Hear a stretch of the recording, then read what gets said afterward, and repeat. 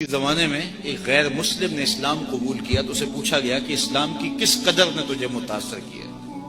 تو وہ بولا کہ سیرت کا صرف ایک واقعہ میری ہدایت کا سبب بن گیا۔ کیا ہوا؟ کہا مجلس رسول صلی اللہ علیہ وسلم لگی تھی، لوگوں کا ہجوم تھا۔ ایک شخص نے عرض کی حضور میرے لیے دعا کر دیجئے، میرا بچہ کئی دنوں سے گم ہے، مل نہیں رہا، مل جائے۔ قبل اس سے کہ حضور کے ہاتھ اٹھتے اور اجابت کے سارے در کھل جاتے۔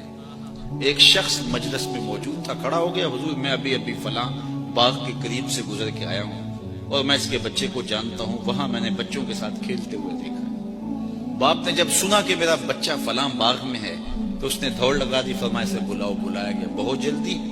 جی حضور آپ جانتے ہیں ایک باپ کے جذبات کیا ہوتے ہیں؟ کہا اچھی طرح آگاہ ہوں، لیکن تمہیں بلایا ہے تو بلانے کا بھی ایک مقصد تھا۔ جی حضور ارشاد فرمائیے۔ فرمایا جب باغ جاؤ بچوں کے ساتھ اپنے بچے کو کھیلتا ہوا دیکھ لو تو بیٹا بیٹا کہہ کے آوازیں نہ دینے لگ جانا، جو نام رکھا ہے اس نام سے پکار۔ عرض کی حضور میرا بیٹا ہے، اگر میں بیٹا کہہ کے پکاروں گا تو حرج بھی کیا ہے؟ فرمایا تم کئی دنوں سے بچھڑے ہو، تمہارے لہجے میں بلا کا رس ہوگا اور تم نہیں جانتے، ہو سکتا ہے کھیلنے والوں میں کوئی یتیم بھی کھیل رہا ہو، اور جب تم اپنے بیٹے کو بیٹا کہہ کے پکارو گے، اتنا میٹھا لہجہ ہوگا تو اس کے دل پہ چوٹ لگے گی، کاش آج میرا باپ ہوتا تو مجھے بھی بیٹا کہہ کے پکار۔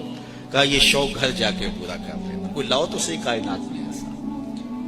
بیوہ کے سامنے اپنی بیوی سے پیار کرنے سے روکا گیا، یہ شریعت بیضا کا مزاج ہے۔ غریب کے سامنے اپنی دولت کی نمائش کرنے سے منع کیا گیا، بلکہ میرے حضور نے یہاں تک فرمایا اپنے گوشت کی خوشبو سے غریب ہمسائے کو تکلیف نہ دو، یا تو تھوڑا سا پانی زیادہ ڈال لو اور شوربے کی ایک پیالی ہمسایوں کے گھر بھی بھیج دو، اور اگر ایسا نہیں کر سکتے تو ایسے زاویے میں کھانا پکاؤ کہ اس کے بچوں تک مہک نہ پہنچے۔ بچے ہوتے ہیں، ضد کر بیٹھے تو وہ مزدور کیسے ضد پوری کرے گا؟ ان بلکتے بچوں کے آنسو کون پوچھے گا؟